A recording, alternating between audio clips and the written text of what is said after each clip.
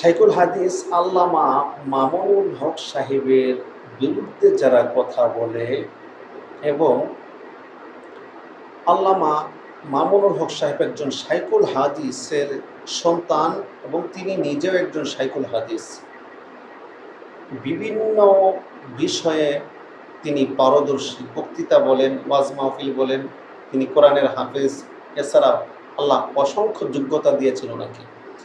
এই আলেমকে যে সমস্ত মানুষেরা অশ্লীল ভাষায় গালাগালি করে, প্রত্যেকটা মানুষের জন্মের মধ্যে বেজাল আছে।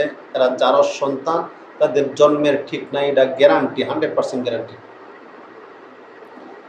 মামুনুল হক সাহেবকে নিয়ে যারা 501 মামুনুল হকের নাম, মামুনুল হকের ফটো, মামুনুল হকের পোস্ট দেখার সাথে যারা কমেন্ট বক্সের মধ্যে গিয়ে 501 বলে কমেন্ট করে, তারাই 501 বলে কমেন্ট করে যার নিজের মা অথবা বোনকে নিয়ে মামুনুল হক হোটেলের মধ্যে থাকছে। এটা আমার মনে হচ্ছে, সেজন্য এই কথাটা বললাম। তাহলে 501 বলেন কেন? আর যদি অপমান করার জন্য মামুনুল হক সাহেবকে 501 বলে কটূক্তি করেন, তাহলে অবশ্যই অলরেডি আপনার জন্মের ঠিক নাই, আপনি যারও সন্তান। আর ইমামে আজম আবু হানিফা রহমতুল্লাহি আলাইহি বলেছেন, আলেমদেরকে দেখলে যারা গালিগালাজ করে, অযথা আলেমদেরকে ঘৃণা করে, আলেমদেরকে দেখতে পারে না, কোরআন হাদিসের জ্ঞান সম্পন্ন আলেম ওলামা যারা রয়েছে তাদেরকে দেখতে পারে না, ইমামদেরকে দেখতে পারে না, ঘৃণা করে, অশ্লীল ভাষায় গালাগালি করে, ওরা যারও সন্তান, ওদের জন্ম পরিচয় ঠিক নাই, এটা গ্যারান্টি, এটা মিস নাই। যারা 501 বলেন, মামুনুল হকের নাম শোনার সাথে সাথে আপনাকে বলবো, আপনার বাবারে, আপনার মারে জিজ্ঞাসা করেন আপনার বাবা কি। আপনার মায়ের হাতে একটা কোরআন শরীফ দিয়া বলবেন যে, আচ্ছা মা, আমার জন্মদাতাকে তুমি সত্য কথা বলবে। তখন দেখবেন আপনার মা কি বলে। এটা কেন বলছে জানেন? যদি আপনি কোনো আলেম উলামা, বড় কোনো আলেম উলামাদেরকে, যার ভিতরে কোরআন এবং হাদিস, কোরআন হাদিসের শিক্ষা যার ভিতরে আছে, যিনি কোরআন হাদিসের শিক্ষা দেয় মানুষকে জাহান্নামের পথ থেকে বাঁচানোর জন্য জান্নাতের দিকে নিয়ে যায়, উলিল আমর যাদেরকে বলা হয়েছে, আপনি তাদেরকে গালিগালাজ করেন এবং 501 বলে আপনি কটূক্তি করেন, আপনাকেই বলছে, আপনি আপনার মাকে জিজ্ঞাসা করবেন যে আপনার বাবাকে। আপনারই জন্মের পরিচয় ঠিক নেই।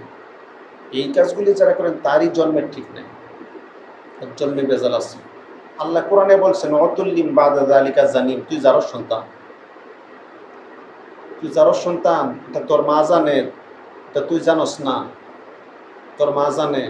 এর প্রমাণ কি? তুই যে যারও সন্তান, এটাই প্রমাণ যে তুই আলেমদেরকে গালি দিছস, আলেমদেরকে অশ্লীল বাসায় গালাগালি করছস, এটাই হচ্ছে 1 নম্বর প্রমাণ। ওই সময় তোর বোঝা দরকার যে আমি যারও সন্তান, সেই জন্য আমার মুখ দিয়ে আলেমদেরকে অশ্লীল বাসায় গালাগালি বাহির হয়েছে। আলেম দেখলে যদি তোর ভালো না লাগে, তুই বুঝে নিস যে তুই যারও সন্তান, তোর জন্মের ঠিক নাই, তোর মা বাবা তোকে বলে নাই, তুই যে যারস, তোর মা বাবা তোকে এটা জানায় নাই, কিন্তু তোর নিজে ওই সময় থেকেই জেনে নেওয়া উচিত, আমি মনে হয় জারজ, আমার জন্মটা অবৈধ, আমার সঠিক বাবা মনে হয় অন্য কেউ, আমার জন্ম দিছে অন্য কেউ, এটা ওই সময় ধরে নেওয়া উচিত। কারণ আলেমদেরকে অশ্লীল ভাষায় যারা গালিগালাজ করে, ইমামে আজম বলছেন সে জারজ সন্তান, আল্লাহ বলছে সে জারজ সন্তান। আল্লাহর কথা কখনো মিস হয় না, আল্লাহর কথা কখনো মিস হবে না। হয়তোবা তুই জানোস না যে তুই জারজ। আমার এই কথাগুলো শুনে আপনার মনে আগুন জ্বলে উঠছে, এটা আমি জানি। যারা আলেমদেরকে গালিগালাজ করে তাদের মনে কিন্তু অলরেডি আগুন জ্বলে গেছে আমার এই কথা শুনে। কারণ আগুন তো তার মনেই জ্বলবে যে যারও সন্তান, যে যারও সন্তান, তার মনে আগুন জ্বলবে। আর যারও সন্তানকে যারও সন্তান বলে গালি দেওয়া ফরজ, আল্লাহ নিজে গালি দিছে। জারজ রে আল্লাহ নিজে জারজ কইছে। তুই যে আলেমদেরকে গালি দিস, তোরে আল্লাহ নিজে যারও সন্তান কইছে, বুঝছস নি? আল্লাহ রাব্বুল আলামিন যাতে আমরা হেফাজত করে, আলেম ওলামাদেরকে দেখলে যাতে আমরা গালি না দিই, আলেমদেরকে আমরা মোহাব্বত করতে শিখি। আল ওলামা ওয়ারাসাতুল আম্বিয়া, আলেমগণ হচ্ছে নবীদের ওয়ারিস, তাদেরকে গালাগালি করা যাবে না, তাদেরকে সম্মান করতে হবে। তাদেরকে সম্মান করলেই আমরা আল্লাহকে পাবো, আল্লাহর রাসূলকে পাবো, আমরা জান্নাত পাবো। আলেমদেরকে দেখে গালাগালি যদি করি, ইহকাল পরকাল সব ধ্বংস হয়ে যাবে, গ্যারান্টি, কোনো মিস হবে না। আল্লাহ রাব্বুল আলামিন যাতে হেফাজত করে। এবং আমার কথায় যারা কষ্ট পেয়েছেন তারা দয়া করে মন থেকে কষ্টটা সরাই নেবেন, ক্ষমা করবেন, কারণ কষ্ট পেয়েও আপনাদের লাভ নাই। আর আমাকে গালাগালি করেও আপনাদের কোনো লাভ হবে না, লাভ নাই। কারণ সঠিক কথা বললে, উচিত কথায় বন্ধু যে বেজার হয়, আর গরম ভাতে যে বিড়াল বেজার হয়, অতিরিক্ত গরম ভাত যে বিড়াল খায় না, এটা তো আপনারা বুঝেনি কি বোঝাতে চাচ্ছি। তো সে পর্যন্ত ভালো থাকবেন। অন্য আরেকটা ভিডিওতে আপনাদের সাথে আবারও কথা হবে অন্য কোনো একটা বিষয় নিয়ে। সেই পর্যন্ত ভালো থাকবেন, চ্যানেলটা সাবস্ক্রাইব করবেন। আসসালামু আলাইকুম ওয়া রাহমাতুল্লাহি ওয়া বারাকাতুহু।